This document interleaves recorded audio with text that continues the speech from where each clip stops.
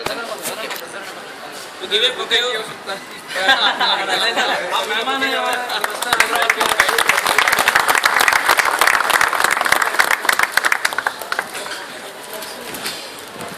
Now I request our circle vice president and senior leader, Sri Satish, to speak few words on this occasion.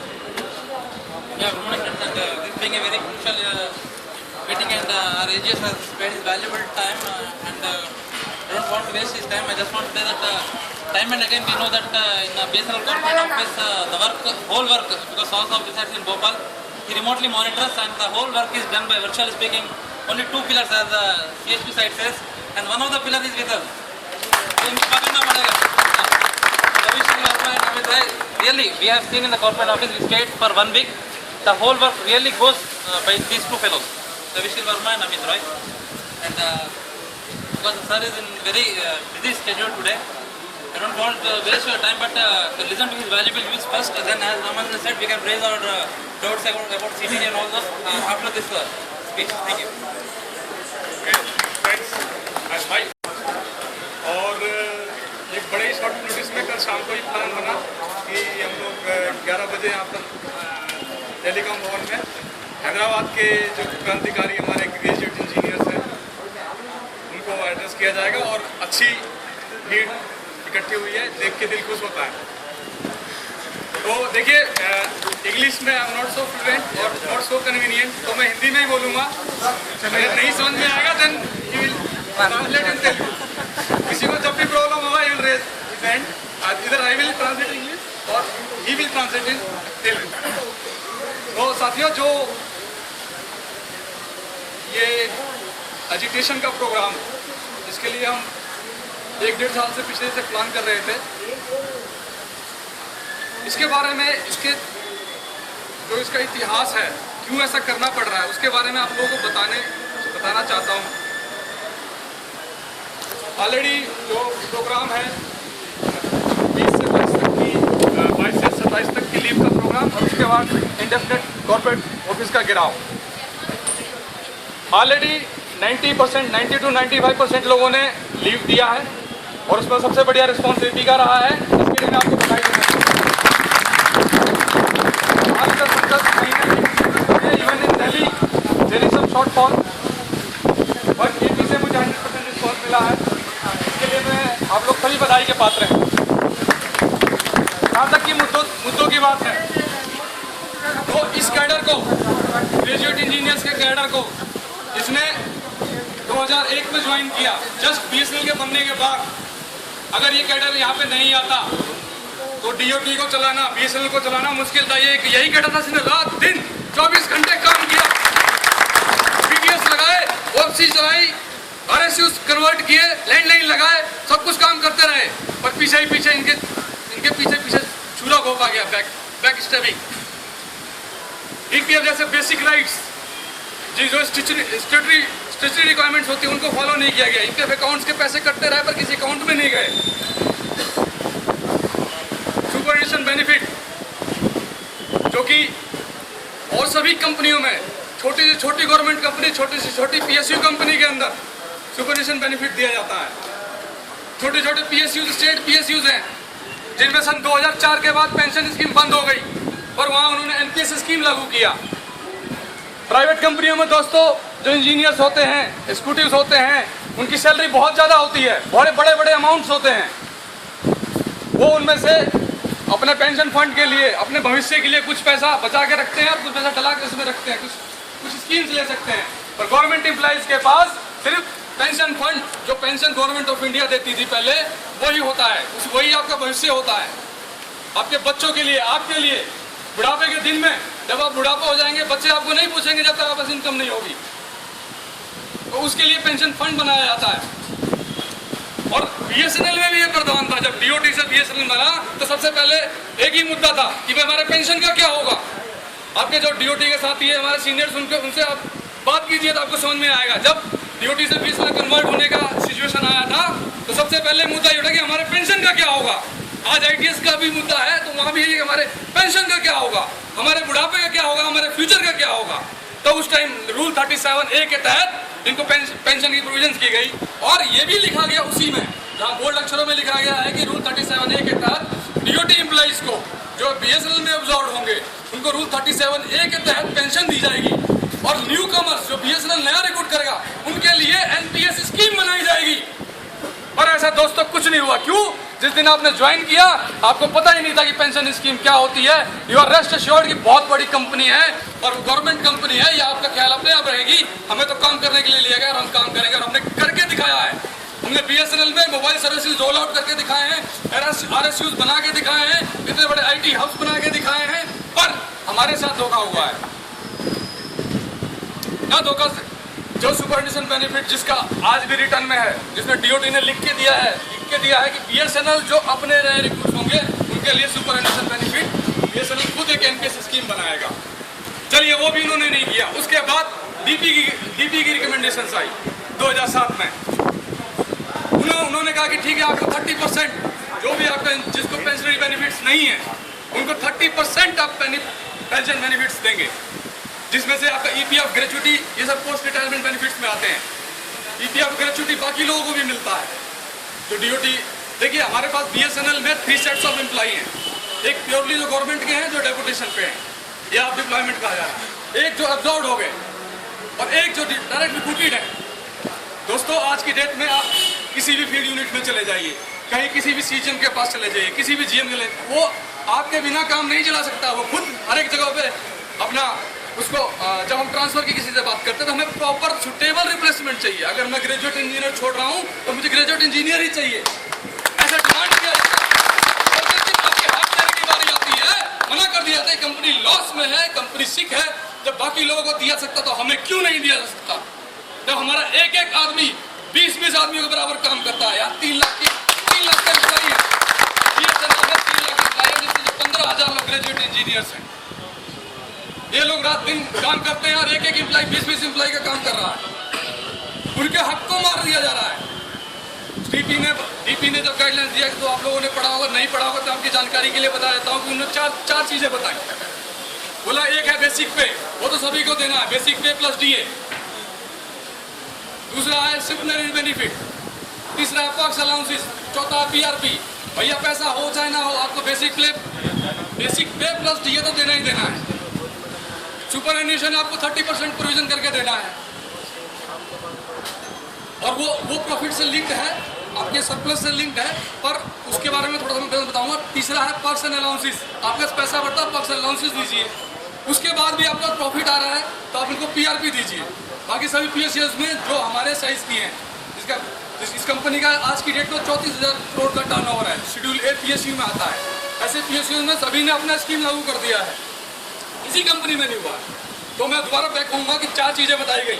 4 चीजों में हम एक comparison देखते हैं कि 3 सेट ऑफ एम्प्लॉइज हैं। एक जो गवर्नमेंट ऑफ इंडिया से हैं उनको सारी चीजें दी जा रही हैं। उनको बेसिक पे एनडीए जो गवर्नमेंट की 6th पे रिवीजन कमेटी ने कहा या डीपी ने कहा वो दिया जाता है। उनको सुपरएंडिशन पेंशन ऑलरेडी एश्योर्ड है, गारंटीड पेंशन है, वो कोई स्कीम से नहीं है, गारंटीड पेंशन है। तीसरा पॉक्स एंड अलाउंसेस, वो भी कुछ दिनों पहले ऑर्डर निकाल दिए गए, पॉक्स एंड अलाउंसेस भी मिलेंगे। पीआरपी नहीं है उनको, पीआरपी उनको रिकमेंडेशन नहीं है। दूसरा सेट ऑफ एम्प्लॉय है जो एब्जॉर्ब हुआ है बीएसएनएल में, उसका अगर हम बात करते हैं तो आज की डेट में बेसिक जो उसका पे है उसके हाईएस्ट पे मतलब 40% एवरेज 21 से 40% के बीच में कंट्रीब्यूशन डीओटी को दिया जाता है ताकि उसका पेंशन एश्योर्ड हो, उसका फ्यूचर एश्योर्ड रहे। पर आपके लिए कुछ नहीं है, ठेंगा है। क्यों ये डिस्क्रिमिनेशन? क्यों ये डिस्क्रिमिनेशन क्यों है? जब हम ही यहाँ वर्किंग हैंड हैं, हम ही करने वाले हैं, ये डिस्क्रिमिनेशन क्यों है? उसका रीजन और कोई नहीं, हम लोग हैं। हमारी ईमानदारी, हम लोग पढ़े लिखे हैं, सीरियसली सोचते हैं कि कंपनी का क्या होगा, इसका क्या होगा, उसका क्या होगा। पर मैनेजमेंट ये नहीं सोच रहा है, मैनेजमेंट को जगाना पड़ेगा। आपके फील्ड ऑफिसर सोचते हैं, आपका सीजीएम सोचता है हाँ ठीक है इसका इशूज ठीक है, इसके इशूज जेन्युइन है, इसकी डिमांड जेन्युइन है। पर मैनेजमेंट जो कॉर्पोरेट ऑफिसर बैठे हैं उन लोगों ने अपने आंख कान सब कुछ बंद कर लिया है, इसलिए हमें ये जलूस करना पड़ रहा है, ये जलवा करना पड़ रहा है, इतने इंजीनियर्स को सड़कों पर लेके आना पड़ रहा है ताकि उनको दिखाई दे, अगर उनको सुनाई दे हमारी आवाज। और दूसरा इसमें मुद्दा बताना चाहूंगा, जो सुपरएंडिशन बेनिफिट्स में मैंने कुछ आपको बता दिया, ये होना एक ठीक है, आपको भी बहुत छोटा लगता होगा स्वनिर्मित, पर आपको समझना चाहिए फ्यूचर के लिए यही आपके पास पैसा है। ईपीएफ में जो है, ईपीएफ ऑलरेडी सेटल नहीं है, इसमें इतने सारे इशूज हैं। हम लोग एक मीटिंग में बैठे थे, एक मीटिंग के बात बताता हूँ। कुछ दिनों पहले की मीटिंग है, डायरेक्टर साहब से पूछा गया, मैं जीएम और जीएम ईपीएफ भी थे, 12 साल से हम ये मुद्दा लेके चल रहे हैं ईपीएफ का कि सर मेरा अकाउंट तो खुला है, मेरा पैसा नहीं मिला, मेरा पेंशन कंट्रीब्यूशन इतना आ जाता था, यहाँ कम जा रहा है। तो बोले ठीक है ऐसे देखते हैं, उसको देखते हैं, ऐसे करते हैं। उनको ईपीएफ की फुल फॉर्म ही नहीं पता है कि ईपीएफ क्या होता है। उसका रीजन भी हम ही है, हमें आज चिल्ला के बताना पड़ेगा कि ईपीएफ क्या होता है, कैसे कटता है और कैसे दोगे। नहीं दोगे तो हम इसको रॉन्ग डालेंगे, ये हम ही ने बनाया है, हम इसको मिटा डालेंगे। तुम्हें सुनना पड़ेगा हमें आवाज। इसीलिए इस लंबे चौड़े प्रोग्राम का आह्वान किया गया है और इसमें आपकी सहयोग की आवश्यकता है और ये आपके बेसिक राइट्स की लड़ाई है।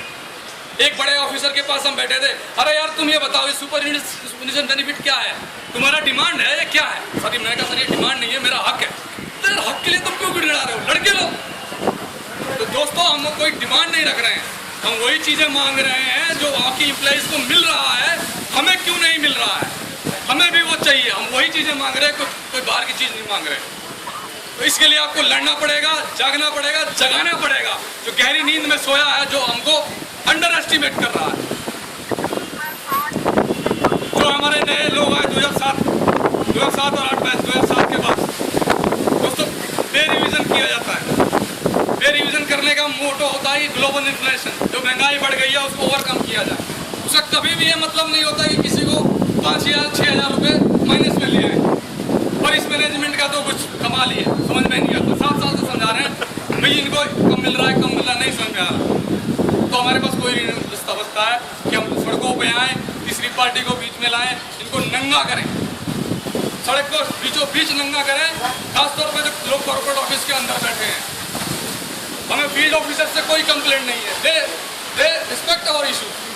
और जब इनको मौका मिलता है ये लोग वहाँ बताते भी हैं, पर जो कॉर्पोरेट ऑफिस के अंदर लोग बैठे हैं उन्होंने अपने आँख कान सब बंद कर रखे हैं, वो इनकी भी नहीं सुनते। तो दोस्तों इस आह्वान का हम बिल्कुल, हम देखिए बीएसएनएल के प्रति हमारा बहुत प्रेम है, बहुत कुछ है। तो सबसे पहले प्रेम आपकी अपनी फैमिली के लिए होता है। जो आदमी अपनी फैमिली से प्यार नहीं करता है वो न केवल मतलब वो बहुत बड़ा गद्दार है, अपने आंखों में चोर है। आज इस मुहिम के अंदर ये आपकी फैमिली की लड़ाई है, जहाँ आपको आज की डेट में 30 से 40 हज़ार रुपये कम दिए जा रहे हैं बिना किसी बात के। सुपरएनुशन में बहुत चलाया, बहुत सारी कमेटीज बनी, एक कमेटी ने 2% अभी रिकमेंड किया। 2% कहाँ से आया कोई नहीं जानता, हमने कभी नहीं कहा कि 2% आना चाहिए। हमने सिर्फ 12% का क्या बनता है, 12% हमें ईपीएफ से मिलता है, 4.5% ग्रेच्युटी से मिलता है और 1-2% आपका मेडिकल का मिलता है। ये फैसिलिटीज बाकी लोगों को भी मिलती है। इसके अलावा उनका 30 से 40% आपका पेंशन कंट्रीब्यूशन जाता है ड्यूटी में, उनका भविष्य इंश्योर करने के लिए। वो वही उतना ही पोर्शन हम मांग रहे हैं, 12% मांग रहे हैं, जो कि 30% उसमें गया। और हमें आज से नहीं चाहिए, हमें 1 अक्टूबर 2000 से चाहिए जब बीएसएनएल बना, जिस दिन हम यहाँ आए। और इसमें ये कोई हमारी डिमांड नहीं है, ये आपका हक है, राइट है। और अगर मांगने से नहीं मिलेगा तो छीन के लेंगे। सेकंड मुद्दा हमने बोला स्टेज के लिए, जो नए लोग आए, इवन E2A कोई बीच का कंप्रोमाइज हुआ, इन्होंने निकाला। हम लोग नए थे, हम लोग कोई रिप्रेजेंटेशन नहीं थी, आए काम में लग गए, रात दिन काम करते रहे। पीछे से क्या हो रहा किसी ने कुछ नहीं देखा। स्केल पे कंप्रोमाइज हो गया, इवन A2 जो भी बना बन गया। अब जब रिवीजन हुआ तो उसको बैक कर दिया, इवन कर दिया। चिल्लाए तो बोला कि ठीक है 5 इंक्रीमेंट लगो, आवाज बंद करो, चिल्लाओ मत, हमारी पोल खुल जाएगी।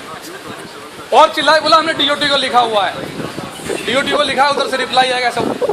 तो ठीक है DOT चला गया, DOT से भी आ गया कि भैया ये सब क्या होता है, ये नहीं देना हमें। अब हम करके बढ़िया प्रपोजल नहीं बन पा रहा है इनसे। क्यों नहीं बन पा रहा है, जैसी क्या मजबूरी है, कहते हैं पैसे नहीं है, कोई कंपनी डूब रही है। दोस्तों कंपनी डूबने के कुछ गाइडलाइंस आप लोग पढ़े लिखे हैं, नेट पे जाइए देखिए, मैं कोई झूठ नहीं बोल रहा, किसी को बहला नहीं रहा हूँ। ERPC की गाइडलाइंस है, कंपनी को कब कहते हैं कि डूब गई या कब कहते हैं कि सिक हो गई। उस कंपनी का जिसका रेवेन्यू का 50% लॉस हो, वो भी 4 साल तक, तब उसको कहते हैं ये सिक कंपनी है, इसको प्रॉफिट नहीं हो रहा है। आज इस कंपनी की वैल्यूएशन 60,000 करोड़ है।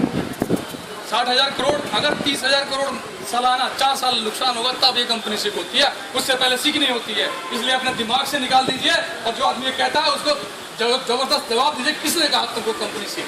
ये सिर्फ आपको भ्रमित करने के लिए बनाया गया है। और हमारे लोग तो बहुत ही भोले हैं, बहुत ही जल्दी विचलित हो जाते हैं। क्या यार कंपनी सीखा है, इसमें क्या करना है, ऐसा करना है। कंपनी कोई सीख नहीं है, कंपनी में बहुत पोटेंशियल है, पर इसको सीख बनाया जा रहा है। इनको पता है कि वर्किंग फोर्स ये है, इनको टारगेट करो, ये एजुकेशन करेंगे, काम छोड़ देंगे, उसके बाद अपने आप सब इधर हो जाएगा। दोस्तों रेवेन्यू में नंबर 1 साउथ जोन में एपी नंबर 1, एपी नंबर 1। आप चार्ट देख लीजिए पिछले 3 साल से। आपकी ट्रांसफर, आपका प्रमोशन हुआ, सारे बंदे उठा के बाहर भेज दिए। किस लिए भाई? बोले रेवेन्यू में ज्यादा आ रहा है, कम करना है, कंपनी कैसे डूबेगी। इधर तो इन्होंने ना एयरटेल को आने दे रहे हैं, ना वोडाफोन को आने दे रहे हैं। तो it is a very big racket.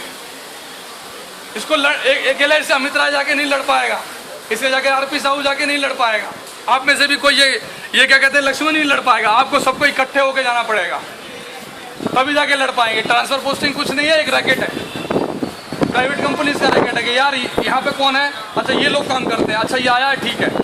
दोस्तों जब प्रमोशन हो रही थी 11 साढ़े 11 बजे तक हम लोग थे, कोई डिस्प्लेसमेंट जिस तरीके से बाकी की पोस्टिंग होती है वैसे ही नॉर्मल चल रहा था। 11:30 बजे फाइल गई, हम लोग चले जाए, ठीक है everything is okay. Out of sudden change हो जाता है। कौन चेंज आगे करता है, इस बात का हमें जवाब चाहिए। सीएमडी हमसे मिलने को नहीं आता है। 1 महीने हमने परसों के मिलो, पिछले 1.5 साल से उसको लिख के लेटर दे रहे हैं कि हमारे ये मुद्दे हैं, इसमें हमें बताइए कि आपका क्या जवाब है, ये ऐसा क्यों है, ऐसा क्यों है, ऐसा क्यों है। उसके पास कोई जवाब नहीं इन बातों का। ठीक है लेटर लिखो देखते हैं, ठीक है लेटर लिखो देखते हैं। वो एक ही भाषा समझता है, वो जूते की भाषा। वो आपको मारने पड़ेंगे, वो आपको इकट्ठे होकर मारने पड़ेंगे। इसीलिए 29 तारीख को बुलाया है और वहाँ आइए और एक्स्ट्रा जोड़ी जूते लेके आइए, क्योंकि ये जो लातों के भूत हैं वो बातों से नहीं मानते हैं। आई डोंट नो तेलुगु में क्या कहते हैं पर हिंदी में यही कहते हैं कि जो लातों के भूत हैं वो बातों से नहीं मानते हैं। तो वो जैसा रहेंगे वैसा ही करना पड़ेगा। When you are room, do as Romans do। तो ये बहुत बड़ा, तो उसकी आप चिंता मत कीजिए। मैं जानता हूँ कि एपी में टारगेट करके 80% लोगों को डिस्प्लेट किया गया है। ये अच्छी तरीके से पता है, जो कॉर्पोरेट ऑफिस में बैठा है उसको भी, जो आपका यहाँ सीजीएम है या जीएम है, सबको पता है। और अंदर आपको भी पता, हर एक एम्प्लॉय को पता है कि हाँ इनके साथ गलत हुआ है। कॉर्पोरेट ऑफिस में भी कुछ जीएम्स हैं एचआर ग्रुप में ही, they are convinced with this matter. पर एक ही आदमी अड़ा हुआ है, नहीं जो मैंने किया it is right, it is okay. देखते हैं, ठीक है, कुछ बात होती है कहते ठीक है, जो चले जाएंगे जो बाकी रूटीन करते हैं। जो चले गए वो उन्होंने तो ईमानदारी दिखाई, उनके साथ भी चीटिंग। तो इनको चीटिंग का कोई अंत नहीं है। जब तक आप होके तगड़े होकर रोकेंगे नहीं, चिल्लाएंगे नहीं, तब तक इनको पता नहीं लगेगा। नहीं चीटिंग करेंगे तो आगे तो मारेंगे ही। तो ये होता रहेगा। 2001 में भी हुआ था, 200 लोगों को उठा के सीधा भेज दिया। वही सेम ड्रामा, सेम लोग वहीं इकट्ठे हुए, सब कुछ हुआ, वापस रख लिया। क्यों? उस टाइम में करोड़ों का रैकेट है। एक आदमी 50-50 हज़ार रुपये, 60-60 हज़ार रुपये अपने ट्रांसफर कर देगा। जितना देगा उनको रख लेंगे, बाकी को भेज देंगे। तो ये तो दोस्तों बहुत बड़ा रैकेट है यहाँ पर। ऐसा ही होता है और हमें इसको चेंज करना है। और जो परिवर्तन ला सकता है वो यूथ ही ला सकता है। जो क्रांति ला सकता है वो यूथ ही ला सकता है। और ये देश आज तक की हिस्ट्री रही है कि हमेशा, चाहे देश हो, चाहे परिवार हो, चाहे गांव हो, चाहे राज्य हो, उम्मीद रखता है अपने यूथ से, अपने युवा लोगों से कि हाँ यही लोग कुछ करेंगे, यही लोग बदलाव लाएंगे। और यही बदलाव लाने के लिए हमने 29 तारीख का प्रोग्राम आह्वान किया है। और दोस्तों we are committed, we are 20 members, we are committed. 6 महीने, साल, चाहे जेल हो, चाहे फांसी हो, चाहे सस्पेंड हो, हम लोग वहाँ से नहीं हटेंगे। हम लोग कॉर्पोरेट ऑफिस के सामने से नहीं हटेंगे। बाकी आप लोगों को अपना देखना है कि आपको क्या करना है। रही इश्यूज के बारे में मेरा बताना इसलिए आवश्यक है कि जो लोग इस मुहिम में शामिल नहीं हो रहे हैं या लीव दे करके भी ऑफिस में बैठे हैं, वो गद्दारी कर रहे हैं अपने परिवार के साथ, देश के साथ और बीएसएनएल के साथ। बीएसएनएल के लिए बैठा हूँ, ऐसा कुछ नहीं है। इस बीएसएनएल को खत्म करने के लिए, आपको खत्म करने के लिए आपको टारगेट किया जा रहा है। आपके छोटे छोटे इश्यूज हैं, अगर छोटे छोटे इन द सेंस कंपनी की बड़ी, हमारे लिए बहुत बड़े, पर कंपनी के जो टर्नओवर को देखते हुए उसके सामने कुछ भी नहीं। 78.2 का रिलीज कर दिया गया। हम लोग भी इसमें पार्ट में थे। लास्ट टाइम हम नहीं हुए क्योंकि हमारा सुपरविजन बेनिफिट नहीं रखा गया, हमारे स्केल से मुद्दा नहीं रखा गया, क्योंकि ऑलरेडी कोई सेटिंग होगा कि हमें नहीं पता कि आप ठीक है देने वाले हैं। जो भी 400 करोड़ का खर्चा उन्होंने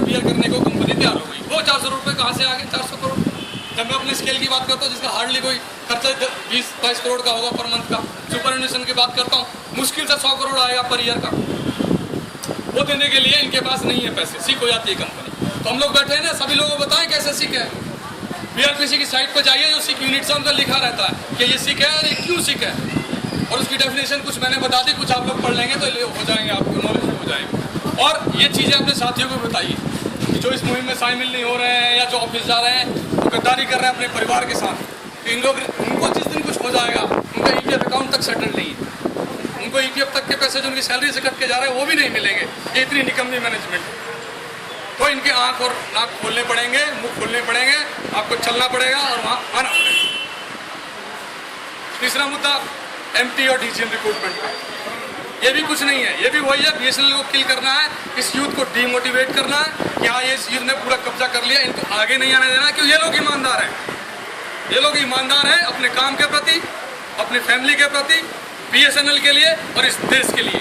अरे अगर ईमानदार लोग ऊपर आ गए तो हम लोगों की बेईमानी कैसे चलेगी, हम लोगों को तो एक खा जाएंगे। इसलिए आपको ऊपर नहीं आने देना चाहते, ये कुछ लोगों को लाना चाहते हैं एमटी या डीजीएम बना करके, जो इनके साथ बेईमानी में हाथ से हाथ मिला करके आगे बढ़े और बेईमानी करवाएं, देश को लूटें, बीएसएनएल को लूटें, आपको भी लूटें। तो इस जो मैनेजमेंट की ये चाल है या ये जो गंदे इरादे हैं, इसको हमें निस्तानाबूद कर देना है। 29 तारीख ऑनवर्ड जितने लोग आ सकते हैं वहाँ आइए और इस मुहिम को सक्सेसफुल बनाइए, ताकि आप अपने परिवार को बचा सकें, अपने आप को बचा सकें, बीएसएनएल को बचा सकें, इस राष्ट्रीय संपत्ति को बचा सकें और इस देश में कम्युनिकेशन व्यवस्था को बचा सकें। तो आपको पता होगा, जब तक बीएसएनएल मोबाइल सर्विसेज में नहीं आई थी तब तक आपको इनकमिंग के भी पैसे देने होते थे। Mobile services was not so affordable, it was luxurious services. जिस दिन बीएसएनएल लॉन्च हुई है अपनी मोबाइल सर्विस, जो कि 2 साल डिलेड हुई due to vested interest of ministers और आवर मैनेजमेंट्स आल्सो, आने के बाद हमने धूम मचा दी। उसके बाद हमारी मैनेजमेंट इतनी निकम्मी और हमारे मिनिस्टर्स इतने निकम्मे कि हम अपने बेसिक इक्विपमेंट भी नहीं खरीद पाए ताकि हम सर्विसेज दे पाएँ। उसके लिए भी हमें धरना करना पड़ता है, तब जाके तो बेसिक इक्विपमेंट्स आते हैं। तो इन चीज़ों से आप लगा सकते हैं कि इनके इतने वेस्टेड इंटरेस्ट हैं। इसके अगेंस्ट यूनाइट होके ही लड़ा जा सकता है और आपके पास सो मैनी एग्जाम्पल्स हैं। ये देश, इस देश का इतिहास भरा हुआ है ऐसे क्रांतिकारियों से। जब तो अंग्रेज थे उस टाइम तो कोई राइट भी नहीं होता था। आज मेरे पास कई सारे फ़ोन आते हैं, एपी से उतने नहीं आते, बहुत जगहों से आते हैं। एपी के बारे में ऐसा कुछ नहीं कहूँगा कि सर लीव नहीं दे रहे हैं, सस्पेंड हो गए तो क्या होगा, सैलरी कट गई तो क्या होगा। अरे सैलरी आपको मिल कहाँ रही है दोस्त, सैलरी आपकी जिसका बेसिक जो मेरे 2001 बैच का है उसको कम से कम 30,000 पर मंथ का नुकसान है। 30,000 तो आपको ऑलरेडी माइनस में जा रहे हो वैसे ही, और ऐसे ही रहे तो बाद में कुछ भी नहीं मिलेगा और बाकी लोग खुल पा रहे हैं। काम की बात आती है, सुबह से लेकर 12 बजे तक आपको करना है, आपको तो मतलब, और स्ट्राइक भी नहीं करना है, आपको छुट्टी भी नहीं मिलेगी और आपको पैसे भी नहीं दिए जाएंगे। ये कैसा न्याय? तो ये जो ग्रॉस इनजस्टिस है, ये जो ग्रॉस इनजस्टिस हो रहा है, इसके अगेंस्ट ये आह्वान है। और दोस्तों शुक्र मानिए कि आपके पास आरपी साहू जैसा नेता है आज की डेट में, सिर्फ आपको उसको फॉलो करना है। ये मौका है, मौका दिया भगवान ने, और बीएसएनएल को भी मौका दिया कि आरपी साहू जैसा ईमानदार, डेडिकेटेड और डायनेमिक लीडर है आपके पास आज की डेट में। New message from Lahirai. आप फॉलो करते जाइए, बाकी चीजें अपने आप हो जाएंगी। एमटी और डीजीएम के, एक सेकंड थोड़ा पानी का गिलास सूख गया। डीजीएम के लिए बात कर रहा हूँ। 2008 से हम एमटी का अपोज कर रहे हैं, फिर भी बार बार घूम फिर के कभी किसी बहाने से कभी किसी बहाने से इसको लॉन्च किया जा रहा है। हमने हर बार अपोज किया है, हर बार इसको ब्रेक डाउन किया है और इस बार भी करेंगे, इस बार भी करेंगे। और इस बार हमारे लिए बिल्कुल 40 बार ये करके किया जा रहा है कि हम इंटरनल कर रहे हैं। इंटरनल के हालात आपने देख ही लिए, एक बार करा दिए, 1.5 साल तक, 2 साल तक, 3 साल तक, 10 साल भी हो सकते, भूल जाइए। एग्जाम होगा नहीं होगा, हुआ तो किसका होगा, हो गया तो उसको कहाँ फेंकेंगे, वो ज्वाइन करेगा भी कि नहीं करेगा। इसमें इतने सारे क्वेश्चन हैं जिनका कोई आंसर नहीं है। उसके लिए फिर ज्वाइनिंग के लिए एजुकेशन करो तो शुरू में ही आप एमटी पे ही एक बार जोर लगा दो, खत्म हो जाएगा। हमें तो सीपीएसयू हायरार्की जो और पीएसयूज में होता है वो चाहिए, ऐसा चाहिए। बाकी लोगों को नहीं चाहिए, वो ना लें, हमें दें। एमटी आएगा उसको इतनी स्केल पे लाएंगे। आज मेरे मोस्ट ऑफ द लोग जो हैं इतनी पर हैं, और अगर E2 E3 की डिमांड हम मान लेते हैं और मोस्ट प्रॉब्ली हम ले लेंगे इसको, 1 महीने 1.5 महीने आपने स्ट्रगल किया, जरूर ले लेंगे इसको, क्योंकि प्रेशर से ही ये गवर्नमेंट चलती है, प्रेशर से ही ये देश चलता है और प्रेशर से ही BSNL चल रहा है। तो हम जरूर प्रेशर बनाएंगे और उसको ले लेंगे, तो हमारा अपने आप इसके लिए E4 भी हो जाएगा।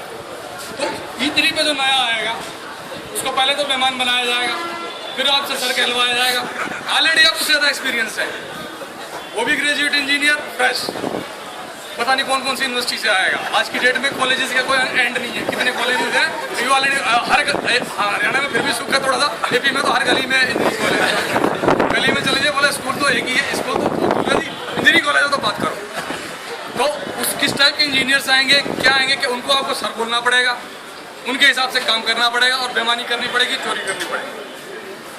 तो उस सिचुएशन को अवॉइड करने के लिए हम आज ही इकट्ठे होकर के लड़ेंगे और इसको हम स्क्रैप कराएंगे और तभी वापस आएंगे और ऐसा सबक सिखा के आएंगे कि दोबारा MT का नाम कोई भी BSNL मैनेजमेंट का आदमी या कोई भी CMD आए सोचने से भी डरे कि हाँ MT नहीं, ऐसा उसके दिमाग में आना चाहिए। अभी CMD से बात करते नहीं, it is a board decision, will go by MT करेंगे, देखते हैं तुम लोग क्या करते हैं। तो हमें करके दिखाना है कि हम क्या कर सकते हैं। Last CMD was Kuldeep Goyal साहब, उनका भी यही हाल था, नहीं करेंगे 5 दिन कॉर्पोरेट ऑफिस 5 डेज 3000 पीपल, और वापस उनको लेना पड़ा, कैंसिल करना पड़ा। वही हिस्ट्री को दोबारा रिपीट करना है और ये जब नए CMD आए आगे उपाध्याय जी, इनको भी दिखाना है कि हम लोग क्या हैं, उनको बताना है। DGM की रिक्रूटमेंट करते हैं, 12 साल का एक्सपीरियंस, हमारे पास 13 साल 14 साल के एक्सपीरियंस लोग हैं। Not only telecom, diverse PSU से आए हुए लोग हैं, इनमें से आप लोग क्यों नहीं छाटते हो? वही डरते हैं, नहीं ईमानदार लोग आ जाएंगे, बेईमानी कैसे होगी, वेंडर मैनेजमेंट कैसे होएगा? उनके लिए तो नए लोग चाहिए, बाहर से चाहिए। उनका हम इंटरव्यू लेंगे कि वेंडर मैनेजमेंट में ठीक है कि नहीं है, तभी उनको लेंगे, नहीं छोड़ देंगे। तो दोस्तों, अब जब हमने कहा कि ठीक है सर हमें ले लीजिए, 12 साल का एक्सपीरियंस हमारे पास भी है, हमें भी एलिजिबल कीजिए, हमें भी टेस्ट कीजिए। नहीं हो गया, हमें बहुत जल्दी है, कल ही हमें एग्जाम कराना है, नहीं तो हम मारे जाएंगे, आसमान गिर जाएगा, BSNL टूट जाएगा, BSNL खत्म हो जाएगा, हम भी मर जाएंगे। तो हमें करना बिल्कुल जरूरी है। फिर हम लोगों का कुछ रास्ता नहीं था, हम लोग कोर्ट में गए, कोर्ट से एलिजिबिलिटी मिल गई, अब वो जल्दी खत्म हो गई, अब कोई जल्दी नहीं है। दोस्तों एक इंसिडेंट बता रहा हूँ, जज के सामने हियरिंग थी, उस कोर्ट केस में मैं भी पार्टी हूँ। तो कोर्ट के सामने आर्ग्यूमेंट के लिए वकील बोला कि नहीं सर मुझे आज ये आर्ग्यूमेंट कर रहा है। अरे नहीं ठीक है, आप इन्होंने जो आपका रिप्लाई दिया उसको पढ़ तो नहीं सर, पढ़ने की जरूरत नहीं है, आई विल आर्ग्यू टुडे। बोला अरे तुम्हें नहीं पढ़ना है, मुझको तो पढ़ लेने दो। नहीं सर मैं बिल्कुल तैयार है सर, मैं ऐसे ही आर्ग्यू कर लूँगा और मैं आपको बताऊँगा, आपको समझ में आ जाएगा। अरे तो इतनी जल्दी क्या है? अरे नहीं सर मुझको एग्जाम कराना बहुत जल्दी है। तो बोला वो तो मुझे दिख ही रहा। बोला 1 महीने से ये लोग कोर्ट में है, एलिजिबिलिटी मैंने दे दी है, इनको एलिजिबिलिटी एग्जाम कराओ। एग्जाम के लिए तो मैंने मना नहीं किया, तुम्हें क्या जल्दी है मेरी समझ में आ रहा।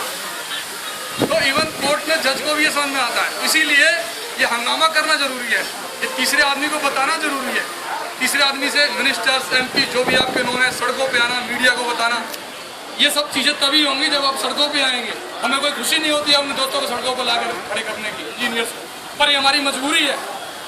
आते के साथ ही तो हमें JTO से JE बन गए, आए तो बोला ये JE है, अरे हम तो JTO टूट गए थे। नहीं JTO क्या होता है, JE होता है। तो Day 1 से चीटिंग चली है, चलते ही जा रही है, कब रुकेगी?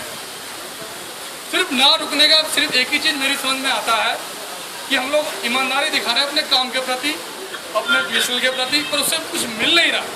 BSNL को भी लॉस हो रहा है, हमें भी लॉस हो रहा है। एक बार वही फोर्स जो फोर्स आपने BSNL को बनाने में लगाया है, जो BSNL कंपनी, वही फोर्स एक बार उल्टा कर दीजिए, फिर देखिए चलो।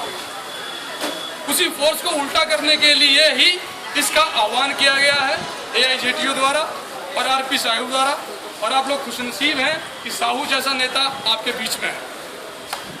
आप लोगों को कुछ नहीं करना है, बस उसके पीछे हो लेना है, बाकी तो वो अपने आप कर लेगा।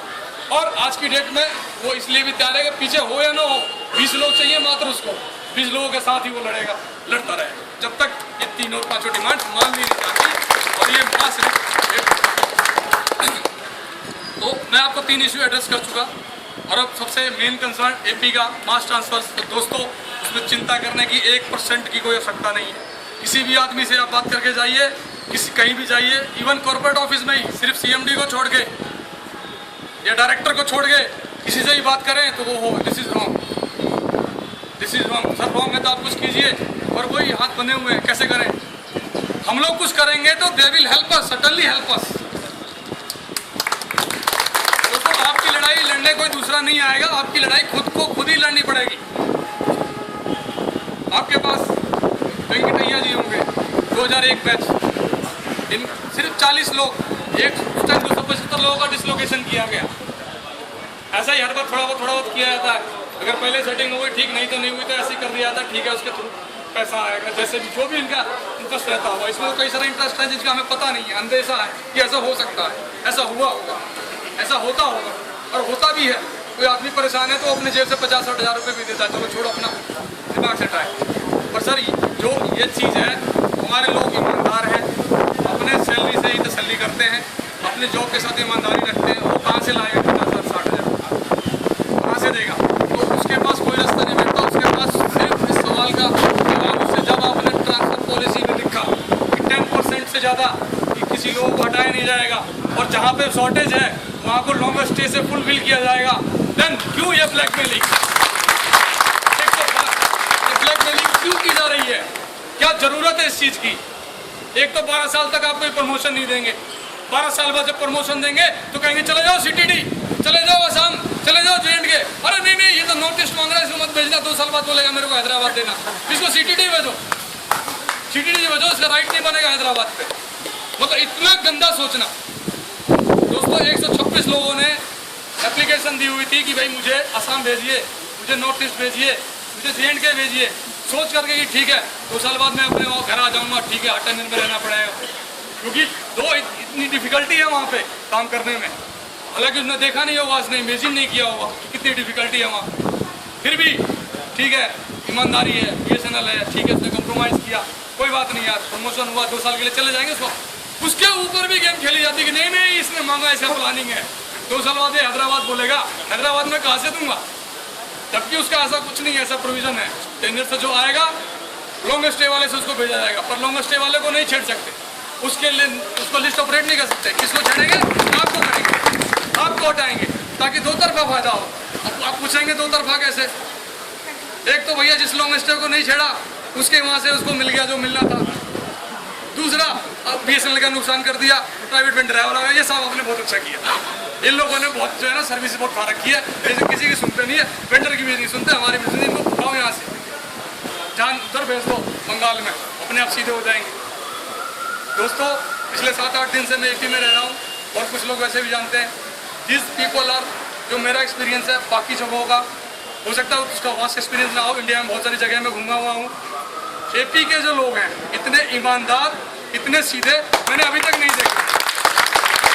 उन लोगों के साथ इनजस्टिस देख के मेरे आंसू आते। फर्स्ट डे जब ऑर्डर्स इशू हुए 90% डिस्प्लेसमेंट थी, really me and Ravi was crying. ये क्या किया इन्होंने? Same day we met GM पर्स ने किया मेरा इसमें कुछ नहीं है, ये ऊपर से कुछ बहुत बड़ा गेम हो रहा है। Then we meet director HR, he says यार ये तो बस कुछ ऊपर से चल रहा है, कुछ ऊपर से चल रहा है। मैं कहता हूँ ऊपर कौन है? ऊपर तो भगवान है, सबसे ऊपर तो भगवान है, भगवान के बाद कौन है? बोला यार तुम CMD से लिस्ट मांग रहे हो।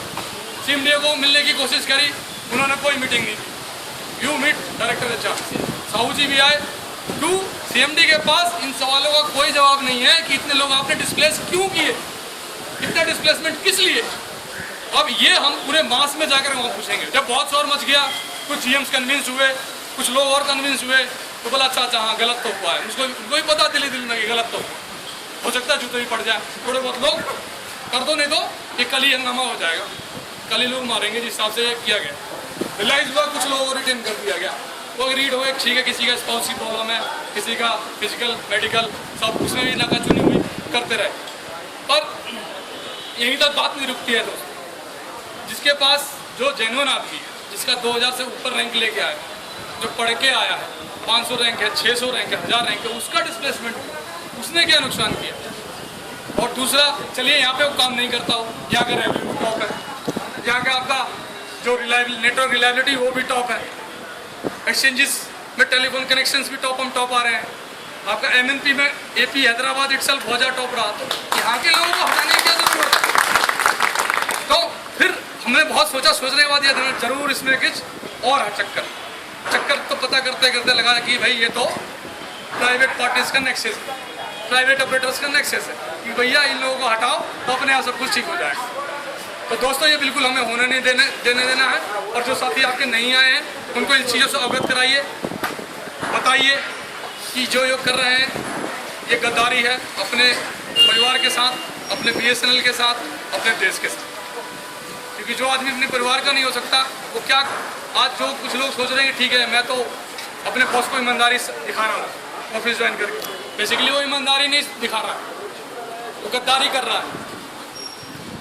क्योंकि उसी के बॉस ने कल ही ऊपर से आएगा, उसी का बॉस वो रिलीव कर देगा, समझ जाओ। ठीक है आज उसका नंबर नहीं है, उसके भाई का नंबर है, कल उसका नंबर भी तो आ सकता है, तो वो तुरंत उसको रिलीव कर देगा। तो ये गद्दारी है, इस गद्दारी को रोकना है। और गद्दारी वो भी इनोसेंसी में कर रहा है, उसको पता नहीं है कि मुद्दे क्या है, क्या चीटिंग हो रही है, क्या घपला हो रहा है, उनको पता नहीं है। तो उनको आप बताइए, अवेयरनेस फैलाइए। इसीलिए 7 दिन की छुट्टी का प्रोग्राम रखा गया है। और रह गई दूसरी एसोसिएशंस का, ठीक है उनका हमारे पास सपोर्ट है, हमारे इश्यूज लेते हैं, पर दोस्तों अपनी लड़ाई तो हमें खुद ही लड़ना पड़ता है। बच्चे को भी दूध तभी मिलता है जब वो खुद रोता है, किसी दूसरे कहने से नहीं मिलता। और इतना तेज रोए क्या उसकी माँ को सुनाई दे कि हाँ बच्चा रो रहा है, तब भी इग्नोर करते हैं, चल ये काम करते थोड़ी देर बाद चले जाऊंगी। नहीं, जब वो खूब तेज रोने लग जाएगा तब आता है अच्छा वाकई भूख लगी, वाकई भूखा। तो वही जोश, वही चीज़ आपको चिल्ला के, पब्लिक में बता के, मीडिया में इसको फैला करके, इन इश्यूज़ को पता करके पहुंचाना है और इस मुहिम को सक्सेसफुल बनाना है और अपने राइट्स को लेना है। BSNL ये हमारी कोई डिमांड नहीं है, हम कुछ ऊपर नहीं मांग रहे, सिर्फ हम वही मांग रहे हैं जो हमारी बेसिक चीज़ें हैं, जो औरों को मिल रही है इसी कंपनी, इसी जगह, इन्हीं हालातों में, उसी को मांग रहे हैं, जिसको मैंने आपके सामने एक्सप्लेन कर दिया। और रही जिनका सवाल है कि सैलरी कट, तो दोस्तों सैलरी तो आपकी ऑलरेडी कट हो ही रही है। ठीक है, घर में कई बार हो जाता, आपने जा रहे रास्ते चलते किसी ने ठोक दिया तो 60-50 रुपये आपके वैसे ही लग गए, तो समझ लीजिए किसी ने ठोक दिया, समझ लिए मैनेजमेंट ने ही ठोक दिया। तो इतना दिल रख कर चलना पड़ता है। अगर 1 महीने की सैलरी नहीं भी मिली तो कुछ नहीं हुआ, पर 1 महीने आपने स्ट्रगल कर लिया तो it is a solution for life long. तुम्हारा किसी भाई को ट्रांसफर पोस्टिंग के लिए इकट्ठा नहीं होना पड़ेगा, वो डर जाएगा, नहीं इनको मत छेड़ो, ये जो मधुमक्खी का छत्ता है, पत्थर मारो तो नहीं हटेगा, कुछ भी नहीं पाओगे। कोई चीज़ जब मधुमक्खी के छत्ते में पत्थर मारा जाता है ना, फिर उसको कोई नहीं बताओ, उसी मधुमक्खी का रूप आपको लेना है। Same way we have to attack on corporate office. और कॉर्पोरेट ऑफिस में जो लोग बैठे हैं, जिन्होंने अपने आंखों में आंखें बंद कर ली हैं, कानों में उंगलियां कर ली हैं, उनकी उंगलियां बाहर निकाल ली हैं। अपने आवाज़ को इतना बुलंद करना है कि सुनाई दे। पिछले 1.5 साल से मीटिंग के लिए परसू कर रहे हैं, 1-1.5 हफ्ते से हमने नोटिस दे रखा है। 5000 लोगों की लीव एप्लीकेशंस, रजिस्टर्ड एप्लीकेशंस है। इसके अलावा भी लोग होंगे जिनके हमारे पास रिकॉर्ड नहीं है, तब भी इस बेशरम मैनेजमेंट को हमारे पास अभी तक कोई कॉल नहीं है कि आप लोग आके मिलिए। इतने बेशरम हैं ये लोग और इतने बेईमान हो चुके हैं और इतने करप्ट हो चुके हैं कि 5,000 लोग ग्रेजुएट इंजीनियर जो कि बैकबोन है इस टाइम इस कंपनी का, छुट्टी पे हैं, पर किसी को अभी तक कोई कॉल नहीं, कुछ बुलाने का नहीं, कुछ भी नहीं। तो इससे आप इग्नोरेंस आप समझ सकते हैं। ठीक है, हम भी करके दिखाएंगे, 5,000 लोगों को हम वहाँ इकट्ठा करके दिखाएंगे। और चाहे अब जो भी हो जाए, देखो जहाँ तक मेरा कहेंगे, जहाँ तक आप साहू जी का कहेंगे, जहाँ तक CHU के 10-5 मेंबर्स उनका कहेंगे, ये लोग तो अब ठान के अपना घर बार छोड़ के सबने अपना अरेंजमेंट कर लिया, वी आर आउट। सस्पेंड हो, जान से जाए, जेल में जाए, हम लोग अब पीछे हटने वाले नहीं। एक बहुत पुराना शेर है, पता नहीं आप लोगों ने सुना होगा, हिंदी का। उस टाइम कहा जाता था कि सरफरोशी की तमन्ना है अब हमारे दिल में, देखना है जोर कितना बाजुए का दिल में। सरफरोशी की तमन्ना अब हमारे दिल में है, देखना है जोर कितना बाजुए का दिल में है। और आज मैं आप लोगों के साथ ये ऐलान, ये रिक्वेस्ट करने आया हूँ, उसी शेर को थोड़ा सा ट्विस्ट करते हुए। सरफरोशी की तमन्ना है, सरफरोशी की तमन्ना है तो सर पैदा करो, सरफरोशी की तमन्ना है तो सर पैदा करो, दुश्मने बीएसएनएल के दिल में, बीएसएनएल मैनेजमेंट के दुश्मने बीएसएनएल मैनेजमेंट के दिल में डर पैदा करो। तो सर हमें सर चाहिए वहां खड़े होने को, नारे लगाने को। हम जेल चले जाते हैं तो आप लोगों को भी जेल जाने के लिए तैयार रहना चाहिए, उसमें कोई ई फॉरवर्ड कोई सवाल नहीं रहना चाहिए। स्ट्रगल और क्रांति होती है, लोगों की जाने जाती है तब मिलती है। इतिहास इसी डिपार्टमेंट में इतिहास है। नमूद्री साहब 920 बार अपने 34 साल के करियर में 920 बार सस्पेंड हुए हैं, तब जाके ये चीज़ें दिला पाए अपने वर्कर्स को। जोगी साहब सस्पेंड हुए हैं, उनके नाम से वारंट तक निकले, अरेस्ट वारंट्स, तब जाके वो ग्रुप सी से ग्रुप बी बना पाए अपने जेटीओस को। तो हमने तो अभी किया ही कुछ नहीं है, हम लोग करना भी नहीं चाहते थे, पर ये मैनेजमेंट, ये आईटीएस और ये बीएसएनएल मैनेजमेंट, ये सीएमडी, हमें आईटीएस से भी उतनी कोई प्रॉब्लम नहीं है। फील्ड में सभी लोग आपके सीजीएम जीएम जाएंगे, आपके इश्यूज को समझते हैं, पर वो लोग उस पर कुछ नहीं कर सकते। आपके लोकल इश्यूज को सुन सकते हैं, एड्रेस कर सकते हैं, पर जो पॉलिसी कॉर्पोरेट ऑफिस में डिसाइड होनी है उसमें वो लोग कुछ नहीं कर सकते, अपने सजेशन दे सकते हैं। आप मास में लीव दीजिए, मास में एब्सेंट हुइए, कॉर्पोरेट ऑफिस पहुंचिए, ताकि ये लोग भी आपके इश्यूज को स्ट्रांगली प्रोजेक्ट करें सीएमडी बीएसएनएल को। बस इतना आह्वान है कि आप ब्लाइंड फ्लावर बनिए, बाकी चीजें हम पे छोड़ दीजिए। आपको safety instructions time to time sites पे आ रही हैं, उनको पढ़िए, समझिए। जहाँ नहीं समझ में आता है अपने सर्कल सेक्रेटरीज, अपने डिस्ट्रिक्ट सेक्रेटरीज से पूछिए, और वहाँ पे भी इनकी आपकी तसल्ली नहीं होती है, आप हम लोगों को कॉल कर सकते हैं। थोड़ा हम लोगों को इस टाइम बिजी शेड्यूल है, हो सकता है कॉल आपका अटेंड ना हो, पर आपका सर्कल सेक्रेटरी का, डिस्ट्रिक्ट सेक्रेटरी का, आपके ज्वाइंट सेक्रेटरी का कॉल हम लोग जरूर अटेंड करते हैं। जब भी टाइम मिलता है, मिस हो जाए तो उनको कॉल बैक करते हैं, उनसे आप लीजिए, और जितनी हो सकते हैं मीटिंग्स कीजिए, एक दूसरे को संबोधित कीजिए, बताइए इस उसको। बहुत कुछ मैंने बताया, बहुत कुछ आप बताइए, इसको मल्टीप्लाई कीजिए।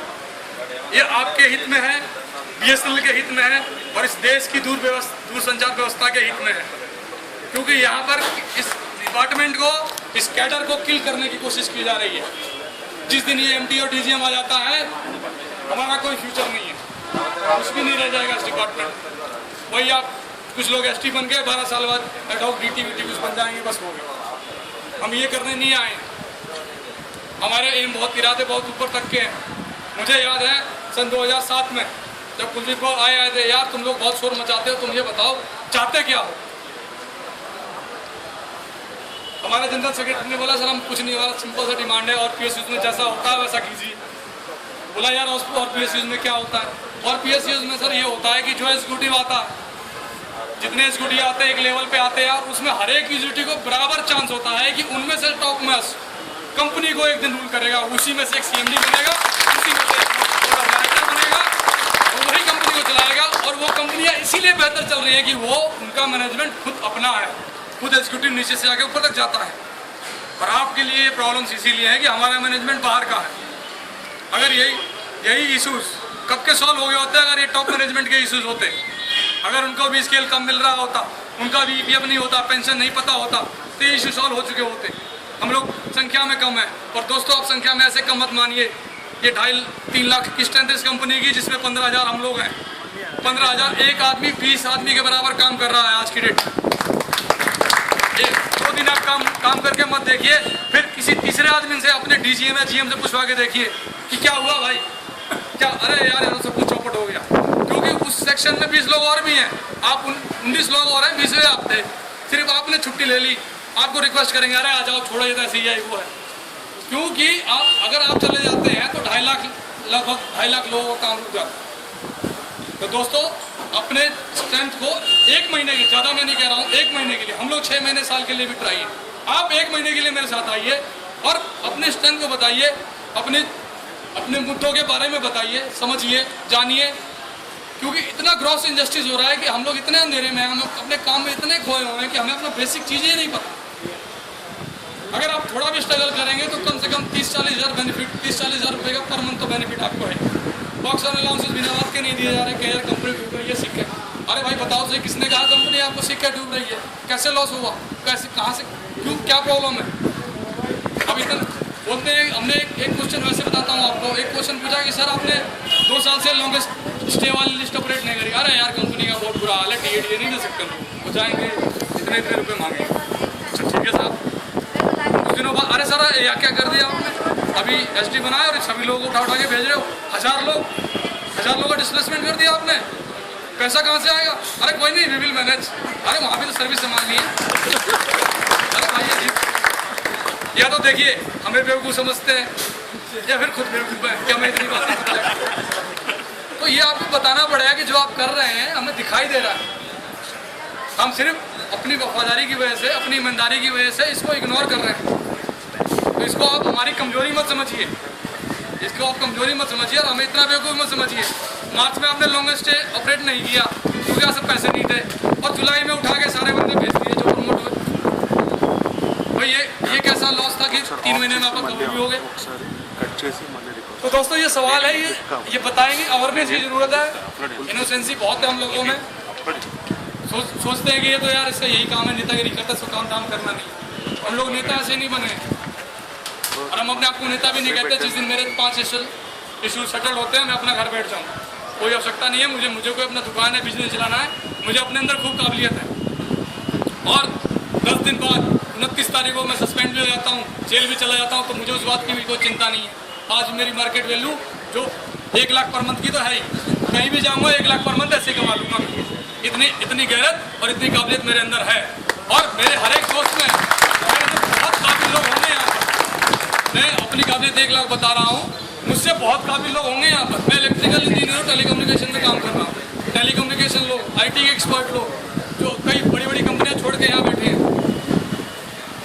उनको खाली भूखे पेट नहीं मरेंगे, उनको 1 लाख 1.5 लाख बहुत आराम से बाहर की कंपनी मिल जाएगा। पर ये झंझट से एक बार खत्म हो, तो एक बार फाइनल लड़ाई लड़के तो देखें, लड़ाई लड़ने से पहले ही क्यों हार मान जाए। दोस्तों मैं अपनी कहानी बताता हूँ, मैं कैसे एसोसिएशन में आया। मैं हरियाणा से बिलोंग करता हूँ। फर्स्ट एग्ज़ाम हुआ, बोले कि हरियाणा में पोस्टिंग नहीं है, आप पंजाब जाओ। ओके, पंजाब में सर्व किया।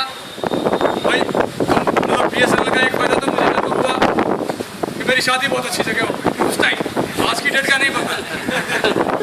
अच्छी जगह शादी हुई। अब शादी के बाद समस्या आ गई, भाई वो वर्किंग स्पाउस है, I have to come back to Haryana. Then भाई ये रूल है, ऐसा होता है। उससे पहले मुझे भी नहीं पता था क्या इशूज़ होते हैं, क्या से स्केल होता है, क्या JTO होता है, क्या SD होता है। मैं आया था, आते ही मेरे को ग्रुप के एक्सचेंज में लगा दिया गया, सारे RSU लगा दिए। फिर बोले कि नहीं अब ऑप्टिकल फाइबर डालना है, ON नेटवर्क डालना है, वो लगा दिए।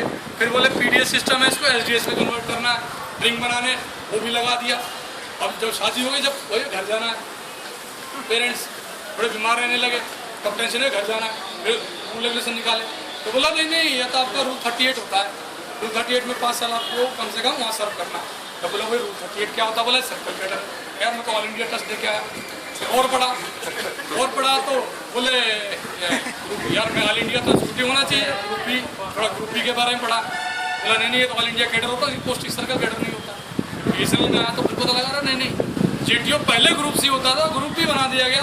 तो और ये स्ट्रक्चर ऐसा ही है। अब मैं अपनी ट्रांसफ़र की जगह दूसरी लाइन में हो लिया, कोई और पता करें। फिर पता लगा कि मेरी सैलरी से EPF कट रहा है, पर अकाउंट नंबर नहीं है।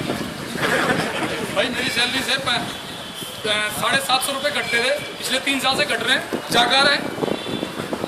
मैं गया पूछने के लिए, बोला यार हमें पता नहीं, यहीं रखे सरप्लस फंड में, अभी कैसे खुलाना हमको पता नहीं।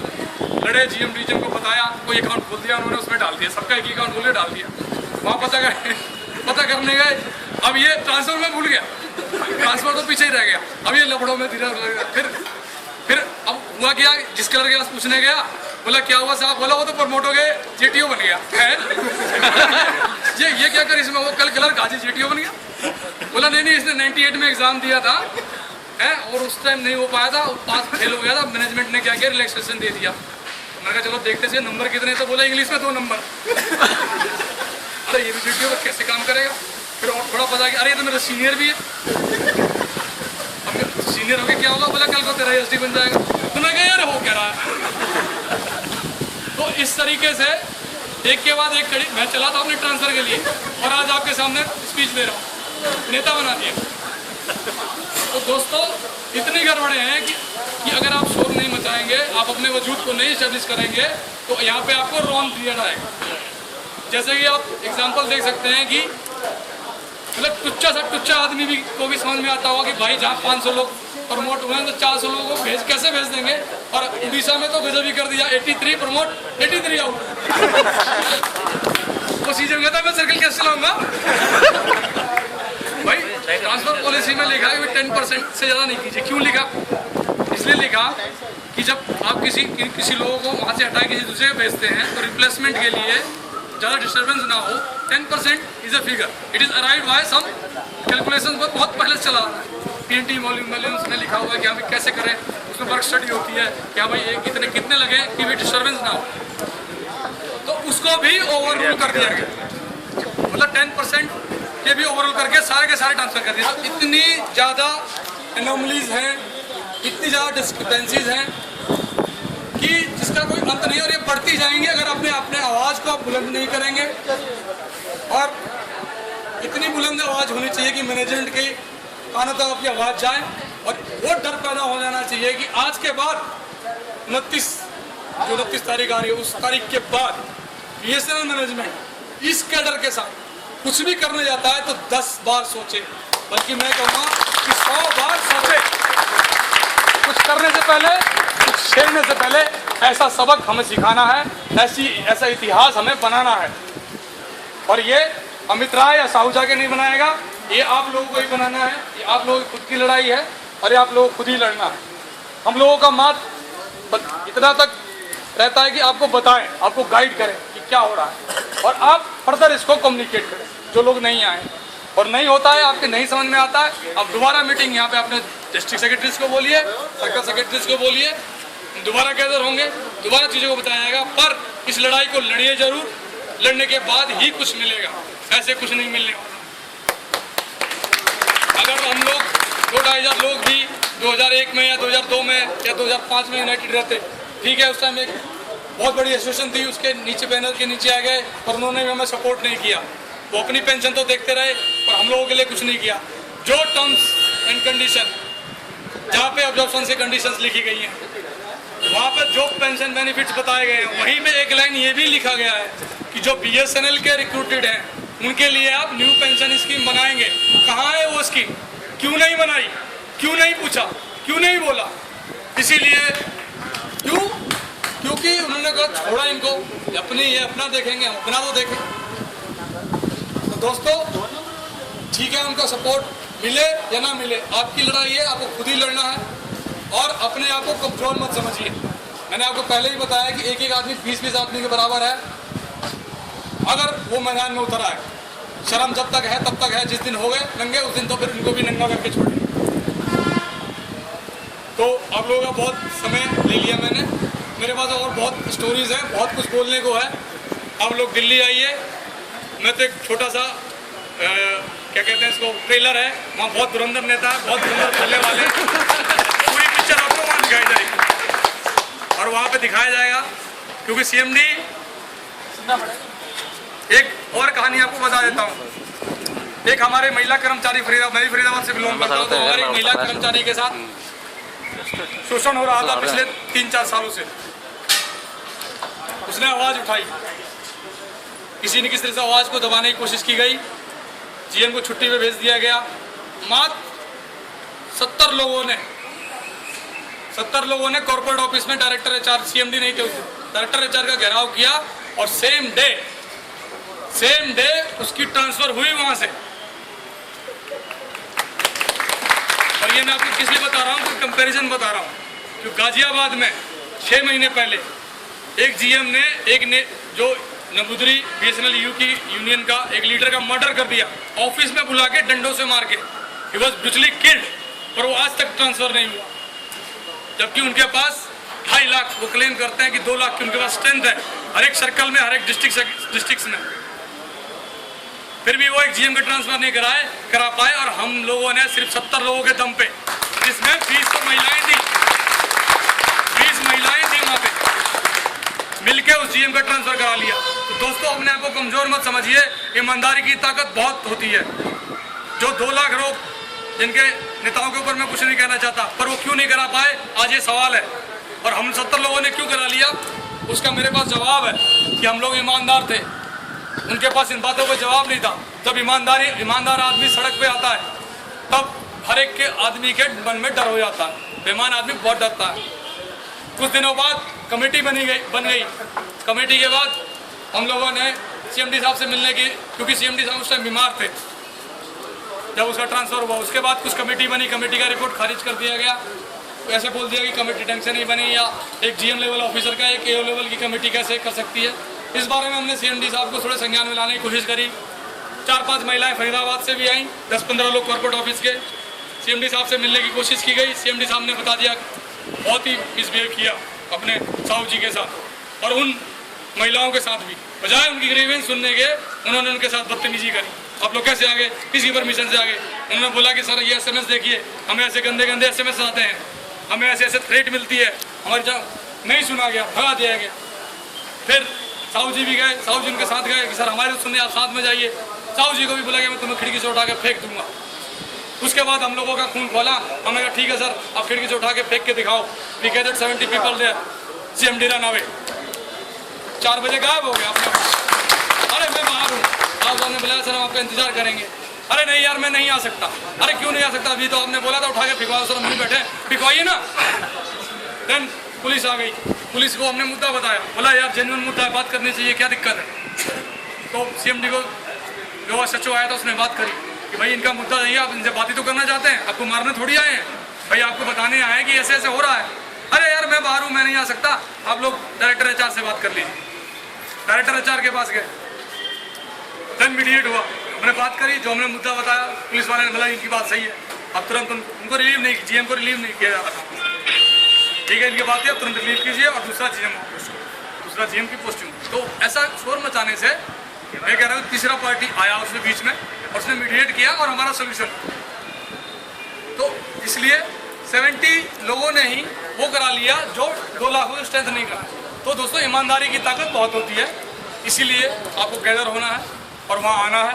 और फिर आपको वही कह रहा हूँ कि जो ये मास ट्रांस, मैं जानता हूँ यहाँ का सर्कल सेक्रेटरी और अपने CWC मेंबर ने, और वैसे भी हमें पता है बहुत अच्छी तरीके से अवेयर है कि बहुत बड़ी इनजस्टिस हुई है AP के साथ, AP के ग्रेजुएट इंजीनियर्स के साथ, जिन्होंने खून पसीना लगा के टॉप रखा है साउथ में।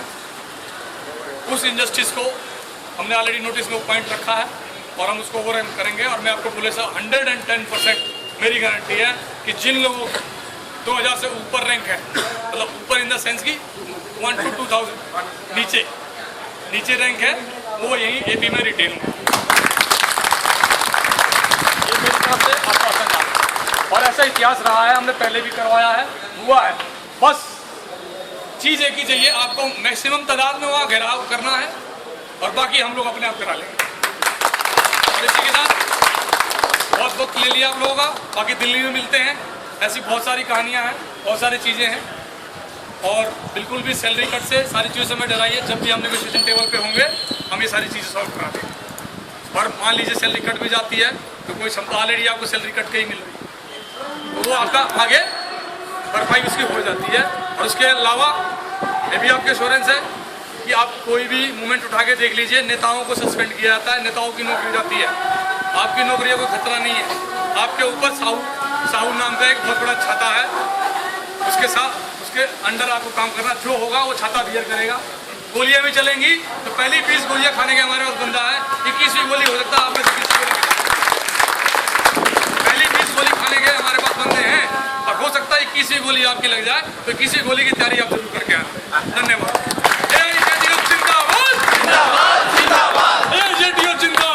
जिंदाबाद जिंदाबाद और यूनिटी जिंदाबाद जिंदाबाद जिंदाबाद CMD BSNL down down down down down CMD BSNL down down down down down down down down down. Thanks. Dear friends, I thank our AGS who has given కానీ మన ఆఫీస్ వర్క్లో చేస్తే దాని నిరుపయోగం పడి ఉంటుంది. So my dear friends, I appeal all of you kindly as you are under leave you should be in leave only. So just cooperate and in future పెట్టాలని strike call off చేసిన, Delhi programme చేసిన, హత్తాలు చేసిన ధర్నా చేసినా లేకపోతే నిరాహార దీక్షలు చేసినా దేనికైనా సరే లీడర్లందరూ రెడీగానే ఉన్నారు. ఓన్లీ వాళ్ళు అడిగేది ఏంటంటే మీ యొక్క సపోర్ట్. మిమ్మల్ని వచ్చి ధర్నా, మిమ్మల్ని వచ్చి నిరాహార దీక్ష చేయమనట్లేదు. మిమ్మల్ని వచ్చి వాళ్ళకి మాస్ సంబంధించిన జనాల నుంచి ఏదైతే సపోర్ట్ కావాలో ఆ సపోర్ట్ మాత్రం అడుగుతా ఉన్నారు. ఈ సపోర్ట్ చేస్తారని ఆశిస్తూ ఆయన యొక్క స్పీచ్ వినైన తర్వాత నుంచి ఎవరు డిమోటివేట్ ఉన్నారో వాళ్ళందరూ మోటివేట్ అయ్యి ఈ యొక్క హిస్టారికల్ మూమెంట్ ని ఎవరైతే స్టాండర్డ్ పే స్కేల్స్ రాబోతున్నాయో మన యొక్క పెన్షన్స్ ఎట్లా పోతా ఉందో ఇవన్నీ మేనేజ్మెంట్ అండ్ రిక్రూట్మెంట్ ఆపాలనుకుంటున్నాము. వీటన్నిటికి ఒకటే ఒక సమాధానంగా ఫైనల్ బ్యాటిల్గా అందరూ సక్సెస్ చేద్దామని ఆశిస్తూ నేను మన జనరల్ సెక్రటరీ గారికి I'm humbly thanking for his inspiring speech from the AP ఈ యొక్క గ్యాదరింగ్ నుంచి అందరూ కూడా బయటపడే బ్రాంచ్ లో కూడా ఎక్స్ప్లెయిన్ చేయండి. తర్వాత request New message from Megashyam. ఇక్కడే ఉన్నారు. తర్వాత మన ఈ request now circle president circle secretary Shri Veerendrarao గారు to speak few words and give vote of thanks. ప్రియమైన మిత్రులందరికీ నమస్కారం. ఇక్కడ మనం ఇంతమంది గ్యాదర్ కావడం అనేది చాలా బాధాకరంగా ఉంది. ఎందుకంటే మనం బిఎస్ఎన్ఎల్లో జాయిన్ అయినప్పుడు ఎప్పుడు కూడా కళలో కూడా మనం ఉద్యమాలు చేస్తామని ఎన్నడూ అనుకోలేదు. ఉద్యమాలు చేస్తున్నప్పుడు కూడా అరే ఉద్యమాలు మనం ఎప్పుడు చెయ్యము, ఎందుకంటే ఇంజనీర్స్ము తర్వాత ఎగ్జిక్యూటివ్స్ అని ఉండేది.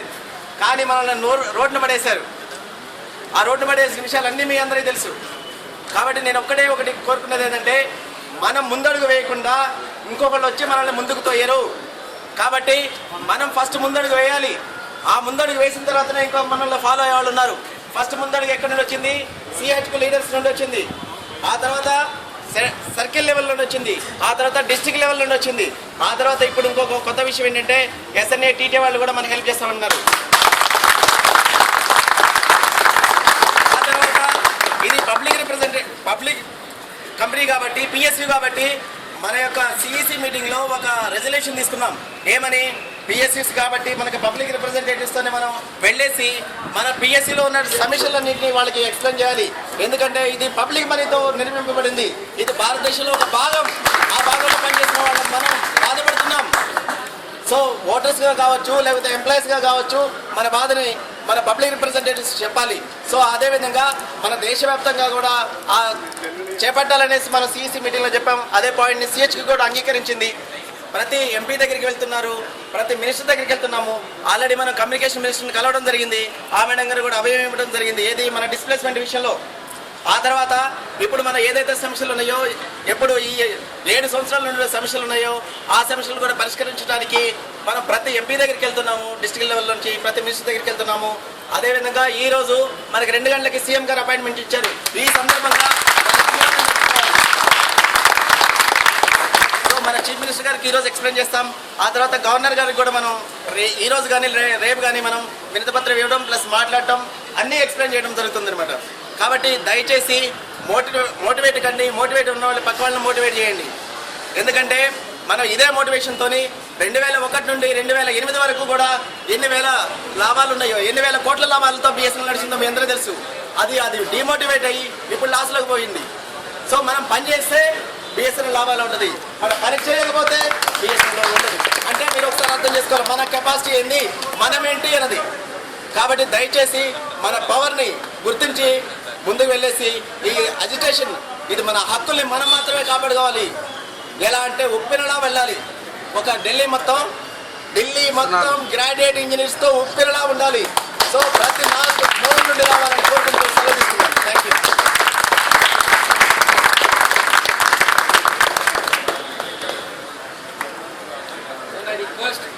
For senior leader from ITPC and District Secretary ITPC to speak few words. Thanks for all attended here. ఈరోజు ఏజీఎస్ గారు రావటం వలన మనకి ఇంకా మోటివేషన్ బాగా పెరగాలి. యాక్చువల్గా ఏంటంటే అండి కొంతమందికి అపోహలు ఉన్నాయి. సెలవు పెడితే ఏమవుతుంది, తర్వాత వెనక్కి రమ్మంటున్నారు, చాలామంది వెనక్కి రమ్మంటున్నారు. వాటి వలన మనకి ఏదైనా అవుతుందా, లాస్ అవుతుందా, సర్వీస్ ఏమవుతుందా, కొత్త వాళ్ళు చాలా ఎంతోసేపు ముందుకు వచ్చారు. వాళ్ళకి సపోర్ట్గా మనం సీనియర్ లీడర్స్ కూడా సపోర్ట్గా ఉండి వాళ్ళకి ఏం కాదు అని చెప్పి వాళ్ళని మోటివేట్ చేసి ఇంకా ఎవరైనా వెనక్కి వెళ్తున్నారని వాళ్ళని కూడా ముందుకు తీసుకోవాల్సిన టైం వచ్చిందనమాట. కనుక ఎవరైతే ఉన్నారో ప్రతి బ్రాంచ్ కూడా సెల్ఫ్గా వాళ్ళు ఓన్గా మీటింగ్స్ పెట్టుకుని అందరినీ ఎంకరేజ్ చేయాలి. అప్పుడే మనం అంత స్ట్రాంగ్గా ఉండగలుగుతాం. మన ఢిల్లీకి వెళ్ళాల్సింది కూడా ఒక ప్లాన్ ప్రకారం వెళ్తే అక్కడ మనం సక్సెస్ అవ్వగలుగుతాం. Okay, thanks. ఎస్పెషల్లీ ఈ యొక్క అజిటేషన్లో ఏజెడ్ తరఫున జనరల్ సెక్రటరీ తరఫున ఒక విషయం విన్నవిస్తున్నాను. ఎవరైతే కొత్త బ్యాచ్ పిల్లలు ఉన్నారో, మన ఫ్రెండ్స్ ఉన్నారో, మన జూనియర్స్ ఉన్నారో, ఎవరైతే 2007, 2009, 2010, 2011 బ్యాచ్ మెట్స్ ఉన్నారో వాళ్ళందరూ కనీవిని రీతిలో ఆల్ ఓవర్ ఇండియాలో వాళ్ళ యొక్క పే స్కేల్ గురించి ఏదైతే ఇష్యూ ఉందో ఆ సందర్భంలో మనకు ఈపీఎఫ్ యొక్క కాంట్రిబ్యూషన్ గురించి కానీ మన సూపరింటెండెంట్ బెనిఫిట్స్ కానీ వాళ్ళు 100% పార్టిసిపేట్ చేస్తున్నారు. సో ఆ యొక్క ఇన్స్పిరేషన్ ఈరోజు సీనియర్స్ ఎవరైతే ఉన్నారో 2001 బ్యాచ్, 2002 బ్యాచ్, 2005 బ్యాచ్ పిల్లలు ఎవరైతే ఉన్నారో ఫ్రెండ్స్ ఉన్నారో వాళ్ళని చూస్తేనే ఇన్స్పైర్ అవ్వాలి. ఎవరైతే ఆఫీసర్ కట్టిన అవుతా ఉన్నారో నాకు ప్రమోషన్ వచ్చింది, ఎస్బీగా 30% ఫిక్స్మెంట్ వచ్చిందని ఎవరైతే ఫీల్ అవుతా ఉన్నారో వాళ్ళు ఇప్పటి నుంచి అయినా సరే ఒక ఆలోచన చేసుకొని గుర్తు తెచ్చుకొని అజిటేషన్లో పార్టిసిపేట్ చేస్తారు. అదే నా జూనియర్ పార్టిసిపేట్ చేస్తున్నాడు వై ఐఎమ్ నాట్ అంటే నేను నా కడుపు చల్లగా ఉంటే సరిపోతుందా అనేది ఆ యొక్క ఆలోచన మానేసి అందరూ అజిటేషన్ రావాలని కోరుకుంటూ ఆ బ్యాచెస్ కొత్త ఫ్రెండ్స్కి అందరికీ కూడా ప్రత్యేక ధన్యవాదాలు. మా జనరల్ సెక్రటరీ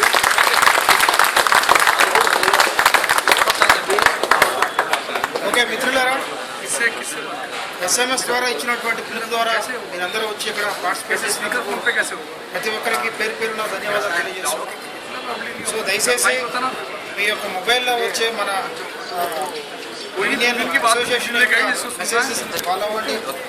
సో దయచేసి ప్రతి ఒక్కరూ ఈ యొక్క మాస్ లివ్ని కంటిన్యూ చేస్తూ స్పీచ్కి ఇచ్చేటువంటి పిలుపుని పాటించవలసిందిగా కోరుతూ సో ఇక్కడికి వచ్చిన అందరికీ ధన్యవాదాలు తెలుసు. ఇంతటితో ముగిస్తున్నాం. థ్యాంక్